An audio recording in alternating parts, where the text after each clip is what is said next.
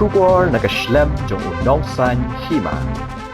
Kaying bishar mentaga Sngi kala ai hukum manpha yu he Pulit bala syakyam uba Gabriel yang rai syapatok lane Judicial custody nakabenta khatlai Sngi hadian balakut kajing toket ki Pulit lane police custody kabahnyo Sngi ya uba yang rai lawan ra biang sying bishar mentaga Sngi hadian balakut no kajing toket ki Pulit hendrai mentaga Sngi uba yang rai umshim la Kren AA shikilat pathai khubor barha ka Sngi sajan balala uniu he Pulit ula Kren shikilat pathai khubor ha ka bau loong ba unget kendon jokaan barula kentu ba amde ban penram ya u shwa ban sedang kajing bishar umuktiar jong uba yang rai hadian belakut kajing bishar menta Sngi ula pentip ba kaying bishar kala pha yu new he Pulit syapatok lene Judicial custody hado ka arpusan tarik unai wing kajing pha yu ba yang rai syapatok lene Judicial custody kamut bagi Pulit kidang la ban tokit yu u henrai ha shwa ban tokit kin hab yu ajing bet shwa na kaying bishar.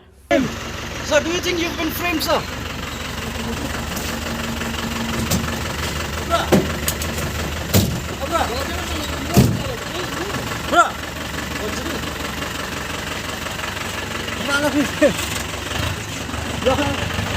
Today, after the expiry of the 7 days of the police custody, Mr. Yangrai was produced before the special judge.